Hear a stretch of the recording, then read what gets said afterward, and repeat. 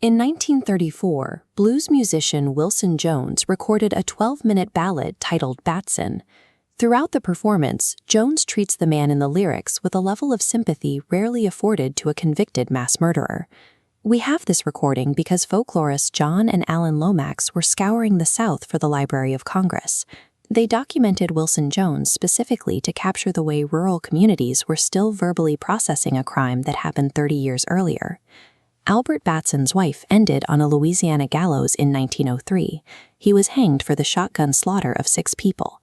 The victims were the Earll family, rice farmers who had moved from Iowa to Welsh, Louisiana. Local neighbors reportedly held a grudge against them, fueled by rumors that the family had fled Iowa to escape a past they had deeply wronged. The 1902 murders left 6 decomposing bodies and a suspect with no clear motive. Because the evidence was entirely circumstantial, the public began to use the ballad to question the state's version of history. On February 14, 1902, the Earll cabin revealed a horrifying scene. All 6 family members had been shot, bludgeoned, and had their throats cut. By the time they were found, the level of decomposition suggested they had been dead for several days. Investigators focused on the movements of a man with a distinct facial scar.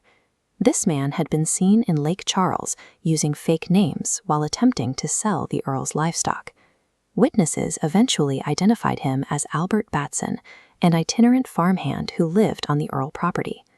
The suspect left a trail of physical evidence behind. At a local watch repair shop, he left a pocket watch and a shotgun, both later identified as belonging to Ward Earll. Then there was the ha-ha letter. Found in a victim's buggy and signed by Batson, it ended with the phrase, "Ha-ha, bye-bye, I'm gone." The prosecution presented this as a written confession of a man planning to end his own life. Batson was eventually apprehended up in the state of Missouri, but despite allegedly stealing and selling the family's mules for $45, he was found with only $2 in his pocket. The prosecution had established a timeline of suspicious behavior after the murders, but they lacked a murder weapon or a witness to the actual crime. Without a clear motive, the case remained entirely built on Batson's movements in the days following the massacre.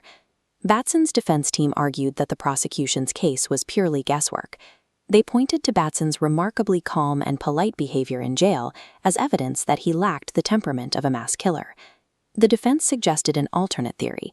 2 unknown strangers had been seen in the area, seeking revenge for an old feud from the Earll family's past in Kansas. What followed was a repetitive cycle. Batson was found guilty and sentenced to death, only for the court to reverse the verdict on a technicality. He was tried and sentenced a second time, then a third. The sentence was suspended because the judge forgot to ask Batson for a final statement. Upon being asked, he declared his innocence and was sentenced to death for the 4th and final time. Even when the state pardon board recommended life, Governor Hurd refused to intervene. On August 15, 1903, the execution was carried out. The 4 separate death sentences and the governor's refusal to commute the sentence created a sense of unease. Instead of providing closure, the repetitive legal process left the public wondering if the state had prioritized a conviction over the truth. The 1903 execution didn't end the debate. In the decades that followed, the controversy shifted from the courtroom into the oral traditions of Louisiana. Wilson Jones's song became a mechanism for the community to process these doubts. For 12 minutes, the ballad retells the story, allowing the singer and the listener to act as a jury for a man who was already long dead. This spectrum shows how murder ballads usually work. Songs like Frankie and Albert focus on killers known to be guilty, but driven by specific provocation. Batson is different. It frames him as a victim, an unlucky man railroaded by the state. This skepticism proved remarkably durable.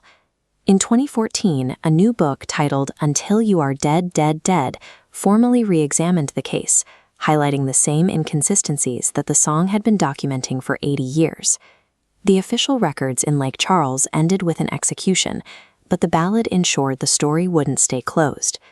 Through music, the public maintained a parallel history where Batson survived as a martyr, long after the court had declared him a monster.